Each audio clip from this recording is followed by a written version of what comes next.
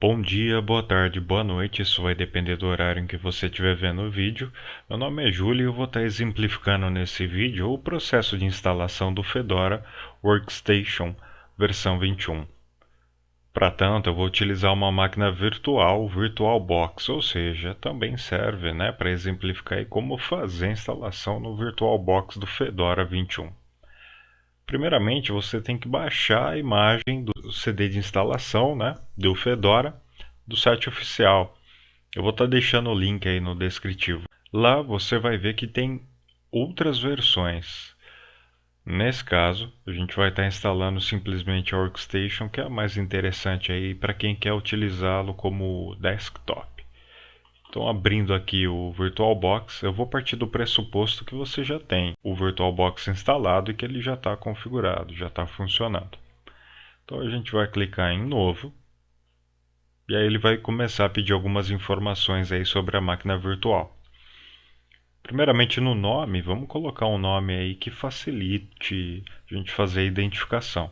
Então é o Fedora Workstation 21. Então ele já encontrou aqui para mim no tipo que se trata de um Linux. Perfeito, está correto. E a versão, no caso aí a distribuição, é o Fedora de 64 bits. Perfeito. No meu caso aqui eu vou estar utilizando de 64, dependendo do seu computador vai ser o de 32. Próximo. Ele me pergunta qual a quantidade de memória RAM que a gente quer destinar para esse processo. Vamos deixar perto de uns 2 GB aí. Clicar em próximo. E aí ele pergunta se a gente vai criar o disco virtual agora. Sim, vamos criar. Ele dá lá uma sugestão de 8 GB, mas a gente vai pôr um pouco mais do que isso. No tipo de imagem, do disco rígido aí, a gente vai colocar o padrão do VirtualBox mesmo, a VDI. Clica em próximo. Ele pergunta como a gente quer alocar esses dados aí. Vamos deixar como dinamicamente alocado para ele ter um certo controle aí. Próximo. E aí agora ele pergunta qual a quantidade, de memória física aqui que a gente vai destinar para essa imagem. Vou colocar aí perto de uns 20 GB, perfeito. E agora é só clicar em criar. Pronto, a primeira configuração está feita. Agora a gente vai iniciar essa máquina virtual.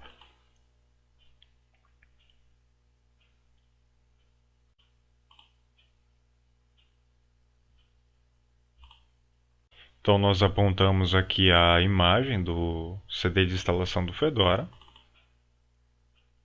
Clique em iniciar. Então a gente vai colocar Start Fedora Live. Primeira opção aqui. Você clica em Entra. E ele vai carregar um Live CD aqui.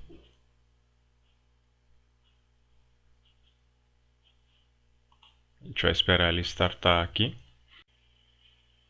Então pronto, a primeira tela aqui que ele mostra pra gente é perguntar o que a gente quer fazer, no primeiro momento, testar aí o Fedora ou então já instalar ele em disco. Então a gente vai clicar aqui na opção instalar em disco.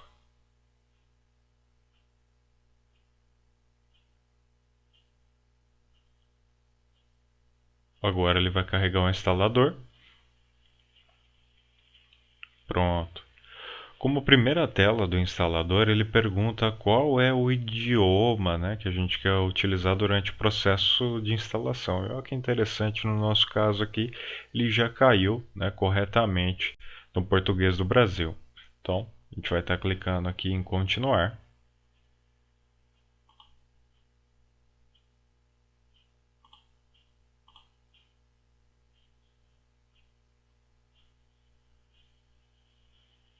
Pronto. Na próxima tela aqui ele vai pedir para nós algumas configurações, como data, horário, Tem muita coisa aqui, ó, que ele já colocou certo, tá vendo? Fuso horário das Américas, São Paulo, o tipo do teclado vai ser o português, a rede e o sistema de instalação, como é que vai funcionar aí para instalar no disco. Lembrando que aqui, ó, ele já trocou o teclado aqui para BR por conta da linguagem da instalação. Mesmo ele tendo aqui, ó, já achado corretamente, vamos entrar para ver como funcionaria caso não tivesse correto. Então, primeiro em data e horário, né? Olha que interessante. Então, ele mostra aqui o mapa mundi, né? E com os fusos horários. E olha só, ele achou certo bem aonde nós estamos. Então, caso não fosse essa região, é só você clicar aqui nos menus e selecionar tanto a região quanto a cidade. Como já está tudo certo, eu vou colocar como finalizado. Perfeito. Teclado. Vamos supor que ele não tivesse achado aí o português, ele tivesse colocado como americano. Então a gente clica em teclado e ele, ó, mostra aqui qual que está selecionado no presente momento, mas ele te dá uma opção aqui embaixo para que você faça a instalação de outros modelos. E ele tem um quadrante aqui, ó, no canto direito aqui, para você testar. Então, lembrando, testa sempre caracteres diferenciados. Nunca testa o A, o B, o C, que isso é padrão. Então, testa o quê? O ponto de interrogação, testa o cedilha, no nosso caso, que pela nossa língua a posição no teclado é diferenciada. Então, vamos testar aqui a barra, ponto de interrogação, o cedilha entrou perfeitamente. Então, já está tudo certo. Aqui eu não preciso mexer em nada. Finalizado. Então, só lembrando, o processo de instalação do Fedora, como a gente está vendo, olha, ele é bem automatizado, né? Algumas coisas ele já acha automaticamente, o que torna bem interessante o processo de instalação. Então, na rede aqui, ele pede o nome da máquina. Vamos colocar um nome, como sempre, bem humilde. Finalizado. E agora a parte mais importante, né? O sistema de destino aí, né? Onde vai ser a instalação. Vamos clicar nela. Então, perfeito. Olha, ele achou aqui, né? O disco virtual que a gente está criando. E é esse disco mesmo, já está selecionado. Contudo, ele te dá opções, né, de ação de armazenamento aqui, né? Então, como você quer fazer? Então, ele tem uma opção pré-selecionada que é para que o sistema mesmo faça o gerenciamento da instalação, ou seja, a partição Linux e a swap. Outra é você mesmo fazer isso de forma manual, que também é interessante, né? Porque algumas vezes, dependendo da aplicação que você vai fazer, você não precisa de uma swap tão grande, né?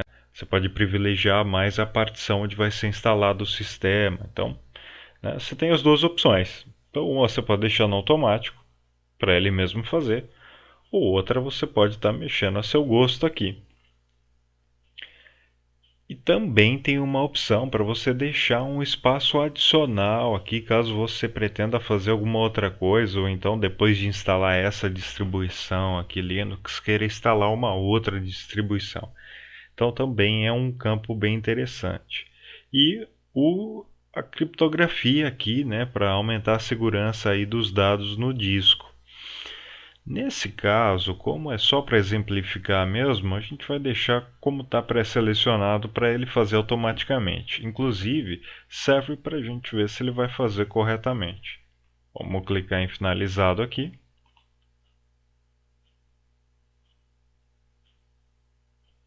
Deixar ele processar um pouco. Olha que interessante, ele está salvando as configurações aqui. Daqui a pouco, ó, aí, liberou para uma próxima ação. Então a gente vai iniciar aqui a instalação. Prontinho, ele começou já a fazer a instalação. Olha só, enquanto ele já vai instalando, ele aproveita e ele te permite então, durante esse processo, que seria um processo morto aí, dá já para você adiantar os demais processos da instalação. Como, por exemplo, inserir a senha do root, que é necessário, e criar usuários, caso você queira. Então, já vamos fazer isso. Senha do root. Colocar uma senha super complexa aqui. 1, 2, 3, 4, 5, 6. Olha só, ele já aponta que é uma senha fraca, mas é essa que a gente vai colocar. Então ele coloca aqui embaixo um descritivo de que a senha é fraca, né, e que isso pode gerar aí um problema. Contudo, ele pode vir a aceitar, né? Ele só diz que tem que clicar em 2 vezes finalizado, ou seja, né, ele está pedindo mesmo uma confirmação. Tem certeza que você quer fazer isso? Sim, a gente vai fazer isso. Como é só para exemplificar, né? Então pronto. A gente já colocou a senha root, isso era essencial, ele já libera aí, né, para finalizar a instalação. Contudo, tem um campo em aberto aqui que eu acredito que seja bem interessante, que é a criação de um usuário. O que que acontece? O Fedora ele já vai startar um ambiente gráfico. E às vezes não é interessante, né, você ter ali como um usuário padrão para logar o root. É interessante você ter um usuário intermediário. Então essa opção aqui, ela já está para isso, ou mesmo para você configurar para outras pessoas aí da sua convivência algumas contas. Vamos aproveitar, já vamos fazer isso então? Vamos criar uma conta aí qualquer? Então clico em criar conta, né, de usuário, ele pede alguns campos aqui, ó, inclusive a senha, né? Então vamos colocar um nome padrão aí, user. Então o nome de usuário, user. Tornar ele administrador? Não, vamos deixar ele como um usuário normal, é só para exemplificar. E vamos colocar uma senha aí. Novamente, a senha de sempre, já que é só para exemplificar mesmo. E vamos dar uma olhada o que ele abriria para a gente aqui no avançado. Então, olha só. Ele abre algumas configurações aí, como o ID do usuário, o ID do grupo do usuário, né? Se eu quero adicionar algum grupo em que ele faz parte, e se eu quero mudar a pasta padrão do usuário. Nesse caso a gente vai deixar do jeito que está mesmo. Vou dar uma cancelada aqui. Vamos finalizar esse usuário então. Do mesmo jeito, ó, como a senha fraca ele pede para a gente clicar 2 vezes, né, para finalizar. Clicado 2 vezes, ele volta para a tela anterior, que é onde está decorrendo aí o processo de instalação. Eu vou estar cortando agora o vídeo e já volto assim que ele tiver terminado o processo de instalação. Não precisa se preocupar que a próxima tela ele vai pedir interação do usuário. Então não tem problema, a gente pode deixar ele instalando. Pronto, então aqui ele já terminou a instalação, ele dá uma mensagem aqui para a gente que a instalação, né, teve êxito e que a gente já pode reiniciar a máquina. Então a gente vai estar fazendo isso. Só clicar em sair aqui. Ele vai jogar agora para a tela do Live CD. Aqui já daria para a gente ter uma noção de como vai ser o sistema. Contudo, a gente não vai fazer isso agora. Vamos já reiniciar a máquina. Mas eu não vou estar dando o comando para reiniciar a máquina. Vou estar dando primeiro um comando para desligar, por conta de uma configuração que a gente vai ter que fazer no VirtualBox. Então, clico aqui, ele me dá aqui as opções, eu vou colocar Power Off. Ele vai desligar então o sistema. E é para essa tela fechar, perfeito. O que que acontece? O VirtualBox ele está como o boot primário ali, a mídia de CD ou DVD. Então, se a gente não fizer alteração disso agora, ele vai ficar sempre iniciando o processo de instalação. Então, agora a gente vai fazer a configuração disso. Então, a gente vai entrar em configurações aqui, botando do lado direito configurações ou aqui em cima em configurações, como você preferir.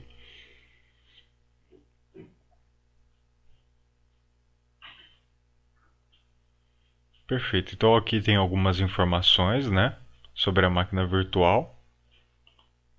Em sistemas, a gente vai ter aqui a ordem do boot. Então, disquete, no meu caso eu não tenho flop, né? CD, DVD e disco rígido. Então essa é a sequência, né? Ele privilegia primeiro o disquete, depois CD ou DVD e depois disco rígido. Eu vou desmarcar o CD aqui porque não é mais necessário dar boot pelo CD, a gente já fez a instalação. Vou dar um OK, que a gente vai iniciar novamente essa máquina virtual aqui. Assim que ela terminar de iniciar, eu volto. Prontinho, então ele iniciou aqui já o sistema. E ele tem uma tela aqui de logon, né, com aquele usuário que a gente cadastrou. Então vamos clicar no usuário aqui. Vamos colocar a nossa senha.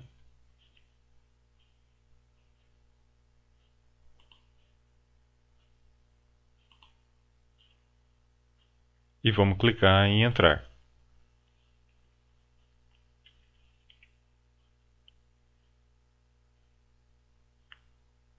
Então, o gerenciador de janela do Fedora é o Gnome. Então, essa é a tela principal aqui do gerenciador. Então, como vocês podem ver, ela ficou com um layout bem interessante, né? Bem aprimorado. E ela vai iniciar agora algumas telas aqui de configuração. Então, ela já está setando aqui em português, Brasil, por conta, né, do processo de instalação. Ela já puxa aí a informação. A gente vai dar um próximo, está setado ok. O mapa do teclado, como a gente já selecionou anteriormente, estava correto, não vamos mexer. Mas caso você tenha esquecido de fazer essa configuração aqui, você pode fazer novamente. Vamos dar um próximo. Aqui ele está falando sobre as contas, né, do Google, do Facebook, entre outros, né, se você já quer configurar. Vamos por ignorar aqui. E pronto. Tudo certo. Comece a usar o Fedora. Perfeito. Bom, essa tela então inicial aí do Fedora. Como vocês podem ver, o gerenciador aí de ambiente X do Fedora é o Gnome. Esse é por padrão. Você pode estar sim instalando outros, mas o Gnome é o que vem por padrão. Então vamos falar um pouco aí sobre algumas características do Fedora. Bom, como vocês puderam ver, o processo de instalação foi bem simples e rápido, né, o que facilita bastante aí para o usuário. O Gnome tem uma interface gráfica aqui muito bonita, bem interessante. Não se parece em nada num primeiro momento com o Windows, né? É a característica aí do Gnome, mas é claro que isso pode ser configurado.